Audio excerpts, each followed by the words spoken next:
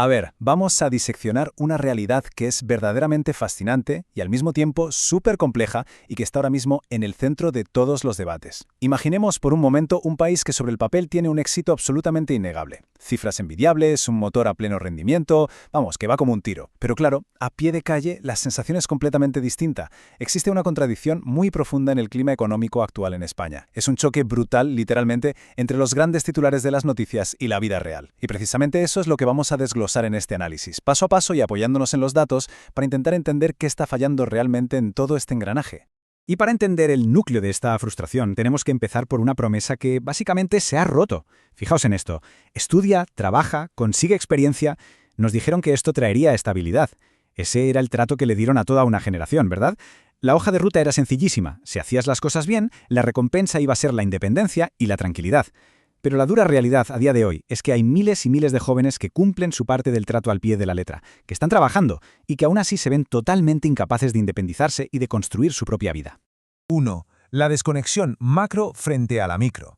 Aquí es donde vemos esa contradicción tan brutal de la que hablábamos. Por un lado tenemos la macroeconomía. Y ojo, que España no es un país pobre en absoluto. Hay grandes empresas, un turismo que bate récords año tras año, infraestructuras potentísimas y el PIB nacional sigue creciendo a un ritmo que ya quisieran muchos vecinos europeos. Pero por otro lado, si miramos la microeconomía, la historia es diametralmente opuesta. Vas al supermercado y la cesta de la compra está por las nubes, los alquileres están por las nubes también, y los ahorros, pues bueno, se esfuman en un abrir y cerrar de ojos. Llegar a fin de mes es un desafío constante. Es una desconexión total y absoluta.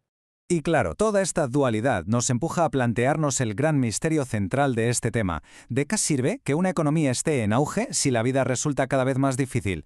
Es decir, ¿para qué queremos que el país crezca económicamente si ese crecimiento no se nota en absoluto en el bolsillo de la gente? Porque una cosa son las cifras macroeconómicas que se celebran por todo lo alto a nivel institucional y otra muy distinta es que, pese a esos datos fantásticos, la calidad de vida parece ir hacia atrás. Es la gran pregunta que resuena todos los días en la calle. 2. El estrangulamiento de la vivienda. Pasamos ahora al síntoma más grave, sin duda, de toda esta desconexión, el tema de la vivienda. Hace unos años, con un salario normalito, alquilar un piso para uno solo, o incluso meterse a comprar siendo joven, era lo más habitual del mundo. Hoy en día, en ciudades como Madrid, Barcelona, Málaga o Valencia, bueno, es pura ciencia ficción. Los precios inmobiliarios se han disparado de una forma astronómica, mientras que los salarios se han quedado estancados en el pasado. La brecha entre lo que entra en la cuenta y lo que cuesta tener un techo es cada vez más insalvable. Para que nos hagamos una idea del nivel de locura, o mejor dicho, para poner esto en perspectiva, una enorme cantidad de jóvenes destina más del 40% o incluso el 50% de su salario única y exclusivamente a pagar el alquiler. Es asombroso. Literalmente, la mitad del esfuerzo de todo un mes de trabajo se lo come el simple hecho de no dormir en la calle. Y claro, esto deja un margen minúsculo para vivir, para invertir o para tener un mínimo colchón de seguridad. Es literalmente vivir para pagar. Y aquí es donde arranca la gran polémica. ¿Quién tiene la culpa de este estrangulamiento? Las fuentes que estamos analizando muestran posturas muy divididas. Hay quienes señalan directamente a los grandes fondos de inversión, otros culpan de lleno al turismo masivo y a la proliferación de pisos turísticos, algunos expertos apuntan a la evidente falta de nueva construcción y también hay quien responsabiliza sin tapujos a la ineficacia del sistema político. Lo verdaderamente alarmante de todo esto es que mientras las distintas facciones debaten y se van pasando la pelota, los precios simplemente siguen subiendo. 3. La ilusión del empleo. Históricamente, firmar un contrato de trabajo era el pasaporte directo hacia una vida estable. Así de simple. Pero hoy nos enfrentamos a algo que se define como la ilusión del empleo. ¿Y qué es esto? Pues, aunque es cierto que España ha mejorado sus cifras globales de paro si las comparamos con años anteriores, ha surgido este fenómeno moderno en el que muchísimas personas trabajan a tiempo completo, sus 40 horas semanales, y aún así se sienten completamente estancadas, frustradas porque la recompensa a final de mes apenas cubre las necesidades más básicas. Así que el debate actual ha cambiado por completo. Ya no se trata únicamente de salir de las listas del paro. La verdadera cuestión es, ¿qué calidad de vida te permite exactamente ese trabajo? Porque está clarísimo que tener un trabajo frente a tener estabilidad ya no son sinónimos. Un salario que a duras penas te deja llegar a fin de mes no te ofrece progreso, te ofrece básicamente pura supervivencia. 4. El dilema del turismo. Hablemos del principal motor económico del país, porque es un arma de doble filo espectacular. El impacto del turismo se puede dividir en dos fases muy claras. El paso 1 es innegablemente positivo, trae el auge económico. Entra muchísimo dinero, se genera empleo en masa y hay una actividad frenética. Hasta ahí, genial. Pero el paso 2 nos muestra el reverso oscuro de la moneda, la gentrificación de los barrios. Todo este éxito turístico eleva drásticamente el precio de la vivienda y transforma por completo el tejido local. El resultado es que muchísimos residentes de toda la vida sienten que, literalmente, los están expulsando de sus propias ciudades. Y esta dualidad nos obliga a hacernos una pregunta bastante incómoda, pero que es absolutamente vital. ¿Depende España demasiado del turismo? La tremenda vulnerabilidad de este modelo económico quedó dolorosamente expuesta hace muy poco, durante la pandemia. Cuando los viajes se pararon en seco, media economía se fue a pique. Y es que depender en exceso de un único sector convierte a todo un país en un ecosistema enormemente frágil ante cualquier tipo de shock externo. Por eso, las fuentes analizadas plantean soluciones muy claras para construir un modelo económico mucho más resiliente. Ojo, no se trata de que el turismo deje de ser clave, pero es imperativo diversificar.